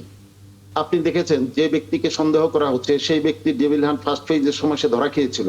ধরা খাওয়ার পরে সে কিভাবে দ্রুততম সময়ে মুক্তি পেল এবং কারা তাকে মুক্তির ব্যাপারে সহযোগিতা করলো, এই প্রশ্নগুলি সামনে আসা উচিত। আমাদের কোথায় সরকার যদি কোনো জায়গায় ব্যর্থ হয় তাহলে রাজনৈতিক দলগুলোর সামনে সেটা উপস্থাপন করবে যে আমরা পারছি না বা এইখানে সংকট আছে, সেই জায়গাগুলিও তো ক্লিয়ার করা হচ্ছে না। তফসিল ঘোষণা হলো, নির্বাচন কমিশনের কোনো মন্তব্য কি পেয়েছেন? একজন সম্ভাব্য প্রার্থী সে মৃত্যুর সাথে পাঞ্জা লড়ছে, তারপরে এইরকম ঘটনা ঘটছে, আর এই নির্বাচন কমিশন কি এখন পর্যন্ত কোনো বক্তব্য দিয়েছে? এখানে তো নির্বাচন কমিশনের একটা গুরুত্বপূর্ণ রোল থাকার কথা। নির্বাচন কমিশন, আমার যদি ভুল না হয়ে থাকে, নির্বাচন কমিশন তফসিল ঘোষণার পর থেকে তো নির্বাচন কমিশনকে খুব অ্যাক্টিভ ভূমিকায় আসা উচিত। তারপরে যারা আজকে একে অপরকে দোষারোপ করছে, কিন্তু আমরা বলছি যে অমুকে হত্যা করেছে, এর পেছনে আরো কোনো গভীর ঘটনা লুকায়িত আছে কিনা সেটাও তো তদন্ত করে বের করা দরকার। কারণ হচ্ছে আমরা ভয়াবহ পরিস্থিতির দিকে যাব, অনেকেই চাইবে না আমাদের দেশে একটা নির্বাচন হোক, সুষ্ঠু নির্বাচন হোক, অনেকেই চাইবে না। তো অতএব এইটার প্রতিরোধে যা করণীয় সেইটার প্রতিরোধ ব্যবস্থাটা তো আগে নেওয়া দরকার ছিল। না হয় কালকে যদি আরেকজন প্রার্থী এরকম মানে তাকে গুলি করা হয়, ফয়েজ আহমদকে একটু জিজ্ঞেস করি। হয়। ফয়েজ আহমদ ভালো বলতে পারবেন। ফয়েজ আহমদ, মানে উনি এভাবে দেখছেন বিষয়টা? না, ঠিক আছে, উদ্বেগের বিষয়টা ট্রু যে উদ্বেগ থাকবে এবং সরকার আছে, সরকারের বেশ কিছু দায় আছে, সেটাও সত্য। একই সঙ্গে আমরা একটা যে বাস্তবতায় আমরা আসলে আছি সেই বাস্তবতাটাকে আমরা উপেক্ষা করতে পারছি না। সেজন্য কিন্তু আমাদের সরকারের দিক থেকেও বলা হয়েছে যে নির্বাচন বানচালের জন্য নানান গ্রুপ নানানভাবে সক্রিয় আছে। এই যে প্রধান উপদেষ্টা এই কথাটা বারবার রাজনৈতিক দলগুলিকে বলেছেন, তাদের সঙ্গে আলোচনায় বলেছেন, তাদের সঙ্গে বসেছেন, আজকে বসেছিলেন তো, আজকেও বসেছিলেন। তো এখানে একটা দুর্ভাগ্য, এটা সরকারের কিছু গোয়েন্দা ব্যর্থতা তো পরিষ্কার। এটা তো আপনার শরীফ ওসমান হাদির উপরে যে হামলা হলো, নিশ্চিত দেখা যাচ্ছে যে যদি পর্যাপ্ত তথ্য থাকতো, পর্যাপ্ত ব্যবস্থা নেওয়া সম্ভব হতো, তাহলে তো এই ঘটনা ঘটতো না হয়তো। তো সেটা তো আছে। অপরদিকে আমি এখানে দুটো কথা বলি। মাননীয় প্রধান উপদেষ্টা আজকে যখন রাজনৈতিক নেতৃবৃন্দের সঙ্গে বসেছেন, বিএনপি, জামাত এবং এনসিপি নেতৃবৃন্দ প্রত্যেকেই কিন্তু এই জায়গাটা খুব আন্তরিকতা দেখিয়েছেন। প্রত্যেকে বলেছেন, নিজেরা বলেছেন যে আমরা নিজেদের মধ্যে যে দূরত্বটা তৈরি করে ফেলছি কথাবার্তা, বয়ানে, বিবৃতিতে, এটা আমাদেরকে কমাতে হতে হবে, আমাদেরকে সহনশীল হতে হবে। প্রধান উপদেষ্টা বলেছেন যে আপনাদের রাজনৈতিক ভিন্নতা থাকবে, রাজনৈতিক মতভিন্নতার কারণে নানান কথা হবে, কিন্তু উত্তেজনা ওই পর্যায়ে নিয়ে যাওয়া যাবে না যেটা পুরো জাতির জন্য ক্ষতির কারণ হতে পারে। আপনি যদি খেয়াল করেন যে আজকে সমর্থকদের মধ্যে যদি ছড়িয়ে পড়ে, তাহলে তো ভয়ঙ্কর। এক্স্যাক্টলি, আজকে আপনি যদি খেয়াল করেন যে বিএনপির ভারপ্রাপ্ত চেয়ারম্যান জনাব তারেক রহমানও কিন্তু একই কথা বলেছেন। উনি বলেছেন নিজেদের মধ্যে ঐক্যে ফাটল ধরে, নিজেদের মধ্যে মতবিরোধ এত যেন বেড়ে না যায় যেটা পুরো জাতির জন্য ক্ষতির কারণ হতে পারে নির্বাচনের জন্য। সো আমাদের প্রত্যেকটা রাজনৈতিক দলেরই আমি মনে করি খুব সচেতনভাবে এই জায়গাগুলিতে নজর আছে, কিন্তু কোনো কোনো ক্ষেত্রে আমরা সাময়িক রাজনৈতিক সুবিধার কারণে হয়তো সাম্প্রতিক সময়ে নির্বাচনের তফসিল ঘোষণার আগে ওনারা কেউ ওভাবে প্রতিহিংসার শিকার হননি, হামলার শিকার হননি, একটু স্থিতিশীল অবস্থা থাকার কারণে অনেকেই মনে করেন একটু গা ছাড়া বা হয়তো দিয়েছিল। কিন্তু আমি মনে করি শরীফ ওসমান হাদির উপরে হামলা, তাকে হত্যার উদ্দেশ্যে গুলি করা, অপরদিকে এই জাস্ট কিছুক্ষণ আগে আপনার স্টুডিওতে ঢোকার পরে খবর পেলাম যে একটি মানববন্ধন শেষে যাওয়ার পথে দুজন জুলাই যোদ্ধা, তাদের উপরও হামলা হয়েছে। তার মানে এটা আমাদেরকে আবার ইঙ্গিত দিচ্ছে যে আমাদেরকে সরকারের দায়িত্ব আছে, সরকার তার জায়গা থেকে চেষ্টা করবে, রাজনৈতিক দলগুলি সক্রিয় সহযোগিতা প্রয়োজন হবে। এবং একই সঙ্গে আমরা বারবার বলছি, আমরা বিনয়ের সঙ্গে বলছি, আমরা অনুরোধ করছি, আপনারা রাজনৈতিক দলগুলি মতবিভেদটা এতটা বাড়াবেন না যার কারণে আপনারা একে অন্যের বিপদে গিয়ে আসতে পারবেন না। খেয়াল করুন যে আপনারা নিজেরা এই জুলাই অভ্যুত্থান নয়, শুধু আপনারা দীর্ঘ 16 বছর ধরে একে অপরের সঙ্গী ছিলেন, 16 বছরে একে অপরের সঙ্গে কাঁধে কাঁধ মিলিয়ে লড়াই করেছেন, আপনারা একসঙ্গে জেল খেটেছেন, জুলুমের শিকার হয়েছেন। অতএব আপনারা সামান্য সামনের দিনের সরকারে কে কত বেশি ক্ষমতা প্রাপ্ত হবেন, কে কত বেশি লাভবান হবেন, সেই নেশায় মত্ত হয়ে পুরো জাতিকে বিপদে ফেলবেন। এবং তারেক রহমান বলেছেন ষড়যন্ত্র চলছে, নির্বাচন অত সহজ হবে না, এটা হেডলাইন। আমরা যদি নিজেরা ঐক্যবদ্ধ না হই এদেশ ধ্বংস হয়ে যাবে তিনি বলেন। নীলোফার চৌধুরী মণি, মানে ঐক্যের তো এখন আর আসলে কোনো বিকল্প নেই, ঐক্য ছাড়া এখন তারেক রহমান যেভাবে বলছেন নির্বাচন অত সহজ হবে না। আমাদের নেতা জনাব তারেক রহমান সাহেব উনি শুধু এই কথাই বলেন না, আজকের কথাই না, প্রতিদিন উনি এই নির্বাচনটা যে ভীষণ কঠিন থেকে কঠিনতর এটা কিন্তু প্রতিদিন বোঝাচ্ছেন যে আমাদের অদৃশ্য শত্রু আমাদেরকে অনেক বড় ক্ষতি করবে। আমাদের দৃশ্যমান শত্রু এবং অদৃশ্য শত্রু উভয়ই আমাদের জন্য ক্ষতিকারক। আমাদের এই মুহূর্তে একতাবদ্ধ হওয়া ছাড়া কোনো উপায় নাই। কিন্তু বিশেষ বিশেষ কিছু দল তারা কিন্তু বিচার মানে তালগাছটা তাদেরই চায়, এবং তারা যে ধরনের প্রপাগান্ডা গুলো ছড়ায় সেই প্রপাগান্ডার জন্য কিন্তু আরো দেশটা রসাতলে যাচ্ছে, মানুষের ভয় আরো বাড়ছে, মানুষ আরো নিজের হাতে আইন তুলে নিচ্ছে। কারণ সরকার, এখানে যে সরকারের আমাদের প্রতিনিধি আছে তাকে উদ্দেশ্য করে বলতে চাই যে উনি কিছুটা স্বীকার করেছেন, তারপরেও বলতে চাই যে নির্বাচন কমিশন বিষয়টি যেটা এই যে চিন্তা করলে তাদের যে নিরপেক্ষতার কথা আসে নির্বাচন কমিশনের, সেখানে ব্যক্তির কথা, কোনো ব্যক্তির পক্ষে কথা বলতে পারে না তারা। এখনো প্রশাসন সরকারের হাতে না তাদের হাতে, এটাও কিন্তু আমরা জানতে পারিনি। তো এখন তো প্রশাসন কিন্তু এখনো সরকারের হাতে, এটা বোঝা যায়। একটা খবর, আমি এই খবরটা নিয়ে একটু আলোচনা করতে চাই, একটা বিরতি নিয়ে ফিরে। হেডলাইনটা এরকম, সিইসি এবং কমিশনারদের বিশেষ নিরাপত্তা দিতে পুলিশকে চিঠি। ইসি পুলিশকে চিঠি দিয়েছে। প্রধান নির্বাচন কমিশনার এবং 4 নির্বাচন কমিশনারের বিশেষ নিরাপত্তা প্রয়োজন। আজ শনিবার আলাদা চিঠিতে পুলিশকে নির্দেশনা দেয় ইসি। এটা নিয়ে একটু আলাপ করব। এটা তো ডিসি দিতে পারে না, এটা নির্বাচন কমিশনই দিবে, চিঠি দিবে নির্বাচন কমিশনই দিয়েছে। আপা আপনি হয়তো নির্বাচন কমিশন ভুল শুনেছেন, নির্বাচন কমিশন দিয়েছে। এটা নিয়ে একটু আলোচনা করব একটা বিরতি থেকে ফিরে। দর্শক, একটা ছোট্ট বিরতি নিচ্ছি, ফিরছি কিছুক্ষণের মধ্যে, সঙ্গে থাকবেন আশা। বিরতির পর আরেকবার স্বাগত জানাচ্ছি ৭১ জার্নালে। আমরা এ পর্যায়ে কি একটু দেখে নেব যে আগামীকাল সকালে যে পত্রিকাগুলো আসবে, আচ্ছা, পত্রিকাগুলো দেখার আগে আমি একটু যদি যে আলোচনায় আমরা ছিলাম, পাচ্ছি বোধহয়। যুগান্তর শিরোনাম করেছে, ত্রয়োদশ জাতীয় সংসদ নির্বাচন পরীক্ষার মুখে সরকার ও ইসি। বণিক বার্তা, 5 বছরের সর্বোচ্চ পরিচালন ব্যয় সাশ্রয়ের পথে নেই মোস্তফা সরোয়ার ফারুকী। দৈনিক ইনকিলাব, হাসিনার চক্রান্ত রুখতে রাজনৈতিক দলগুলো প্রতিশ্রুতিবদ্ধ, ভারতের বিরুদ্ধে সুদৃঢ় ঐক্য।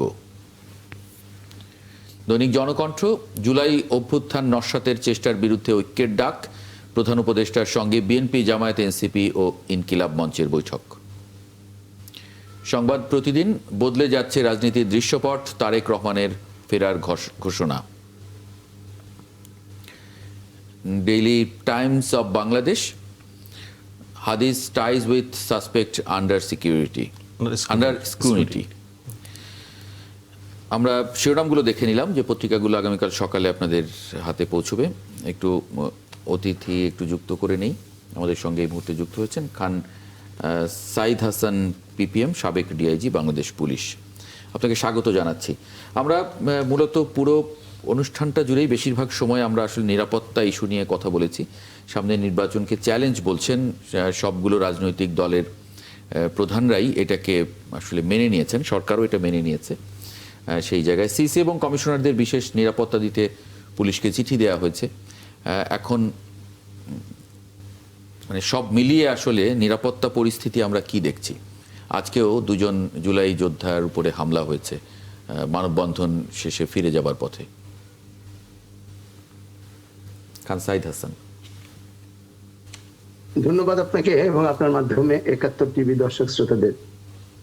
হ্যাঁ, আমিও আসলে স্টেক হোল্ডার্স হিসেবে এই নির্বাচন নিয়ে আমিও শঙ্কিত। ওই যে আপনি যে কথাটা কিছুক্ষণ আগে বললেন, সিসি মানে চিফ ইলেকশন কমিশন এবং কমিশনাররা ওনারা এক্সট্রা নিরাপত্তা চেয়েছেন। আমি যতটুকু জানি এমনি তাদের সরকারি নিয়ম অনুযায়ী, প্রোটোকল অনুযায়ী তারা তাদের বডিগার্ড বা দৈহিক নিরাপত্তার জন্য তারা প্রয়োজনীয় পুলিশ বা প্রয়োজনীয় নিরাপত্তা ব্যবস্থা পেয়ে থাকেন। ইন অ্যাডিশন আবার ওনাদের জন্য নিরাপত্তা দিতে হবে, এটা আমি ইতিপূর্বেকার নির্বাচনে এরকম হয়েছে বলে আমার মনে পড়ে। তো ওনারা নিজেরাই যখন এরকম আশঙ্কা বোধ করছেন, সো ইউ আন্ডারস্ট্যান্ড যে স্টেক হোল্ডার্স হিসেবে আমরা সাধারণ জনগণ হিসেবে আমাদের তো এই আশঙ্কাটা তো থেকেই যাচ্ছে এবং আতঙ্কিত হওয়ার মতোই ঘটনা। আর দ্বিতীয়ত হলো নির্বাচনকে ঘিরেই সব দল, বিএনপির মতো একটা বড় দল এবং অন্যান্য দলগুলো, জামাত ইসলাম এবং এনসিপি, সবাই আশঙ্কা প্রকাশ করছে। তো এইরকম আশঙ্কা ইতিপূর্বে ইলেকশনে কখনো হয়েছিল বলে আমার মনে পড়ে না। সত্য ঘটনার সত্য মিথ্যা যাই হোক না কেন, পিপল পারসেপশন কিন্তু খুব ইম্পর্টেন্ট। একটা সমাজে এটার খুব একটা মারাত্মক ইম্প্যাক্ট পড়ে। জি, আমি জানি না এখন বর্তমান সরকারের কি কি ব্যবস্থা আছে, তারা নির্বাচন কমিশন যখন নিজেদের নিরাপত্তা চাইলেন, নির্বাচন কাজে যারা যুক্ত থাকবেন তারাও তো আসলে এটা একটা শঙ্কা বোধ করতে পারেন নিজেরা। এত প্রার্থী, আমি যদি গড়ে 5 জন করেও প্রার্থী কোনো আসনে দেখি, 1500 প্রার্থী থাকবেন। সুতরাং তাদের তো নিরাপত্তা দিতে গেলে আসলে সাধারণ মানুষের নিরাপত্তায় তো পুলিশের সংখ্যা বা আইন শৃঙ্খলা রক্ষা বাহিনী কি কাভার করবে অন্যান্য মানে রুটিন নিরাপত্তা কার্যক্রম চালাতে? তো নিরাপত্তা, আমাদের দেশের নিরাপত্তা বলতে তো সাধারণত যেটা বোঝানো হয় যে ব্যক্তি নিরাপত্তা দেওয়ার তার সাথে সার্বক্ষণিক একজন পুলিশ থাকবেন। তো এইটা দিয়ে আসলে সমস্যার সমাধান না। কারণ কতক্ষণ একজন পুলিশ তার সাথে থাকবে? তার প্রাত্যহিক কাজকর্ম আছে, ব্যক্তিগত কাজকর্ম আছে, সারাক্ষণ তার পুলিশ তার পিছনে লেগে থাকতে পারবে না। কাজেই এইটা কোনো সমস্যার সমাধান বলে আমার কাছে মনে হয় না। তো আমার ধারণা বা আমার সুপারিশ হলো যে আসলে আমাদের যে বিভিন্ন গোয়েন্দা সংস্থা আছে তারা আরেকটু অ্যাক্টিভেটেড হবেন এবং হয়ে এই তথ্যগুলো মানে আগাম তথ্যগুলো সংগ্রহ করে প্রোঅ্যাক্টিভ পুলিশিং যেটাকে বলা হয়, যে ঘটনা ঘটার আগেই এদেরকে শনাক্ত করে। আর এটা তো আপনি 100% ক্রিমিনালকে শনাক্ত করতে হয় না। আপনি যদি র্যান্ডম 5 জন 7 জনকে শনাক্ত করে যদি তাদের উপরে দৃষ্টান্তমূলক শাস্তি প্রয়োগ মানে অ্যাপ্লাই করেন আইনানুগ ভাবে, তাহলে দেখবেন বাকি 95 জন ঠিক হয়ে যাবে। কিন্তু এরকম কোনো লক্ষণ বা নমুনা এখন পর্যন্ত দেখতে পাচ্ছি না। সুতরাং আমি জানি না ইলেকশনে কি হবে বা এর মধ্যে আরো কত কি ঘটনা ঘটবে, দুর্ঘটনা ঘটবে। কি দেখেন মানে এখানে ঠিক আছে আপনার ওনার যেই ভয়ের জায়গা, আশঙ্কার জায়গা, এটা খুব অস্বাভাবিক নয় এই বিবেচনায়। আমরা তো প্রত্যক্ষভাবে এত বড় একটা হামলার পরেও যদি বলি যে কেউ ভয় পাবে না, আশঙ্কা করবে না, সেটা আসলে খুবই অমূলক আলাপ। অপরদিকে আমি দুটো কারেকশন দিই ওনাকে। একটা হচ্ছে যে আপনি যেটা বলছেন যে অতীতের কোনো নির্বাচন কমিশন এরকম নিরাপত্তা চেয়ে নিয়েছে কিনা সেটা আপনার জানা নেই। সে বিষয়ে আমি নিজে সাংবাদিকতা করেছি এবং আমি নিজে ইলেকশনগুলি কভার করার অভিজ্ঞতা আছে। সেই অভিজ্ঞতার আলোকে আমি বলতে পারি আমার স্পষ্টতই মনে আছে এক্সট্রা যেই রেগুলার হচ্ছে সিকিউরিটি হয় শিডিউলের পরে অতীতের নির্বাচন কমিশনকে আমরা এক্সট্রা সিকিউরিটি নিতে দেখেছি, গানম্যান চেয়ে নিতে দেখেছি আলাদাভাবে। সো সেটা হয়েছে। তো এখন তো একটু ভিন্ন বাস্তবতা, সেই বিবেচনায় এটা আরও যৌক্তিক হতে পারে, 1। আর 2 হচ্ছে গোয়েন্দা তৎপরতা বাড়ানোর বিষয় নিয়ে যেটা বলছেন, প্রথমত আমি ওনার সঙ্গে জায়গায় একমত, অবশ্যই বাড়ানো উচিত, আরও বাড়াতে হবে। এটা জাতির স্বার্থেই প্রয়োজন, একটা শান্তিপূর্ণ পরিবেশ নিশ্চিত করার জন্যই প্রয়োজন। এবং আমি একটু যোগ করি, সেটা হচ্ছে আসলে সেটা উনি নিজেও, যেহেতু উনি এই সিস্টেমের সঙ্গে উনি নিজে কাজ করেছেন, উনি জানেন যে অনেক গোয়েন্দা তৎপরতার কারণে, গোয়েন্দা তথ্যের কারণে এখন পর্যন্ত আসলে অনেক কিছুই ফয়েল করা সম্ভব হয়েছে। যেটা সবকিছু তো আপনি বুঝতেই পারছেন, যেটা সবকিছু প্রকাশ্যে অনেক ক্ষেত্রে বলাও যায় না। এবং আপনার নানান ষড়যন্ত্রমূলক ঘটনার সঙ্গে জড়িত থাকার কারণে এমন কিছু ব্যক্তি ইতিমধ্যে অ্যারেস্ট হয়েছে যারা আমরা সাধারণভাবে ধারণাও করা যায় না এই সমস্ত মানুষেরও এরকম একটা ভয়াবহ ষড়যন্ত্রের সঙ্গে লিপ্ত হতে পারেন। সো কিছু কাজ হচ্ছে, কিন্তু এটাও সত্য আরো অনেক বাড়ানো উচিত, এটা সত্য। আবার একই সঙ্গে এটাও সত্য যে আমরা অভ্যুত্থান পরবর্তী সময়ে এসে যেই পুলিশিং ব্যবস্থা পেয়েছি, যেই আপনি জানেন, নিশ্চয়ই জানেন যে শুধু তো পুলিশকে তো শুধু যে পলিটিসাইজ করা হয়েছে তা না, পুলিশকে ক্রিমিনালাইজ করা হয়েছিল। এর ফলে একটা বাহিনীর যে কত বড় দীর্ঘমেয়াদী ক্ষতি হয়ে যায় সেটা উনি ওই সেক্টরের মানুষ হিসেবে আমি বিশ্বাস করি উনি এটা বুঝতে পারেন। জি। এই ক্ষতিটা সামাল দিতে আমাদেরকে অনেক দিন আসলে বেগ পেতে হবে। তবে উনি শেষ অংশে যেটা বলেছেন যে যারা অপরাধ সংগঠন করার জন্য নানানভাবে সক্রিয় রয়েছে তাদের যদি একটি অংশকে যদি আইনের আওতায় নিয়ে আসা যায়, কার্যকর ব্যবস্থা গ্রহণ করা যায়, তাহলে অন্য যারা পরিকল্পনা করছে বা অন্য যারা নানান ধরনের অপরাধ সংগঠিত করার জন্য নানান জায়গা থেকে মোটিভেটেড হচ্ছেন তারা কিছুটা নিউট্রালাইজ হয়ে পড়বেন। এটা একটা আইনের স্বাভাবিক প্রক্রিয়া, আসলে আইন প্রয়োগের। আমি একদম শেষ পর্যায়ে এক মিনিট করে যদি একটু আমি দুজনকে দেই, নীলুফার চৌধুরী মনি, শাহ ইফতেখার তারিক, দুজনকেই। নীলুফার চৌধুরী মনি। দেখেন, আমি উনি যে কথাগুলো বলেছেন অনেকটা একমত। পাশাপাশি আমি একটা জিনিস বলতে চাই, দেখেন আমরা কাকে কি বলবো। পুলিশ কমিশনের পক্ষ থেকে বলা হয়েছে হাদির ঘাতক শনাক্ত করা হয়েছে, যে কোনো সময় গ্রেফতার করা হবে। অন্যদিকে ঘাতককে ধরিয়ে দিতে স্বরাষ্ট্র উপদেষ্টা 50 লাখ টাকা পুরস্কার ঘোষণা দিয়েছে। তাহলে আমরা কার কথাকে সত্য বলে মনে করব? এই যে এই ধরনের দ্বিমুখী বক্তব্য মূল ঘাতককে কি ধরাছোঁয়ার বাইরে নিয়ে যায় না? আমি মনে করি এখানে যে আপনার প্রার্থীদের নিরাপত্তা যদি দেন, শুধু প্রার্থীদের নিরাপত্তা দিলেই হবে না, সাধারণ জনগণের নিরাপত্তা কিভাবে দিবে এই পুলিশ, এই স্বরাষ্ট্র মন্ত্রণালয়? তাহলে যদি এটা যদি না হয়, নিরাপত্তাহীন যদি আমরা জনগণ থাকি, তাহলে ভোট কেন্দ্রে কেউ ভোট দিতে যাবে না। এই অজুহাতটা কি বেশি? মানে শুধু তো প্রার্থী নয়, প্রার্থীরও অনেক স্ট্র্যাটেজিক ব্যক্তি থাকেন, মানে খুব গুরুত্বপূর্ণ ব্যক্তি যারা প্রার্থীকে জয়ী হতে সাহায্য করেন, ক্যাম্পেইনে সাহায্য করেন। সেই জায়গায় শাহ ইফতেখার তারিক। জি, আমি এই জায়গায় বলতে চাই যে আমাদের সকল রাজনৈতিক দলকে এবং সচেতন মানুষকে এবং যারা এই দেশটাকে স্বাধীন সার্বভৌম দেখতে চায় সকল স্বাধীন চেতা মানুষের প্রতি আহ্বান জানাতে চাই ইসলামী আন্দোলন বাংলাদেশের পক্ষ থেকে। অনেকেই চায় না আমাদের এই নতুন যে একটা উত্থান হয়েছে, আমরা কারো রক্তচক্ষুকে পরোয়া না করে স্বাধীন সার্বভৌমভাবে দেশ পরিচালনা করব, এটা অনেকেই চায় না।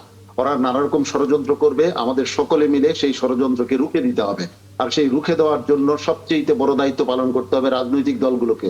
রাজনৈতিক দলগুলো যারা অস্ত্রধারী, যারা সন্ত্রাসী হিসাবে পরিচিত, তাদেরকে যেন প্রশ্রয় না দেয়। তাহলে তাদেরকে যদি প্রশ্রয় দেওয়া হয় তাহলে ওদের মাধ্যমে ওই ষড়যন্ত্রকারীরা যারা সীমান্তের ও অন্য সীমান্তের বাইরে আছে তারা এই সুযোগ নেওয়ার অপচেষ্টা চালাবে। আমরা যদি রাজনৈতিক দলগুলো সেই ঐক্যের কথা বলছেন, রাজনৈতিক দলগুলোর ঐক্য এবং সদিচ্ছা একটা সুষ্ঠু সুন্দর নির্বাচন করার জন্য। অনেক ধন্যবাদ আপনাদের তিনজনকেই। আমি 10 সেকেন্ডস নিতে চাই আপনার কাছ থেকে। একটা বিষয় পরিষ্কার, আমরা আজকে এই এপিসোডে ওনারা যারা কথা বলছেন, আগেও একজন বীর মুক্তিযোদ্ধা সহ যারা কথা বলেছেন, একটা জিনিস খুব পরিষ্কার যে বাংলাদেশের স্ট্যাবিলিটির ক্ষেত্রে এখন সবচেয়ে বড় হুমকি হচ্ছে আওয়ামী লীগ। এই যে আওয়ামী লীগ এই হুমকি দিয়ে প্রকাশ্যে টেলিফোন কনভারসেশন নানানগুলি আসছে, তারা যে ঘটনা ঘটাচ্ছে, আমি রাজনৈতিক দলগুলির কাছে অনুরোধ থাকবে আওয়ামী লীগের মানুষেরা আওয়ামী লীগকে নর্মালাইজ করার জন্য যারা নানান প্রক্রিয়া চেষ্টা করেন তাদেরকে কেউ প্রশ্রয় দিবেন না। এটা প্রশ্রয় দেওয়ার সময় নয়। অনেক ধন্যবাদ নীলুফার চৌধুরী মনি, শাহ ইফতেখার তারিক এবং খান সাইদ হাসান পিপিএম, আপনাদের তিনজনকে যুক্ত হবার জন্য আজকে একাত্তর জার্নালে, এবং একই সঙ্গে ফয়েজ আহমদ, আপনাকে ধন্যবাদ জানাচ্ছি আমার সঙ্গে থাকার জন্য আজ। দর্শক, আপনাদেরকেও ধন্যবাদ। আগামীকাল একই সময় একাত্তর জার্নাল দেখার আমন্ত্রণ জানিয়ে রাখছি, সঙ্গে পাবো আশা করি।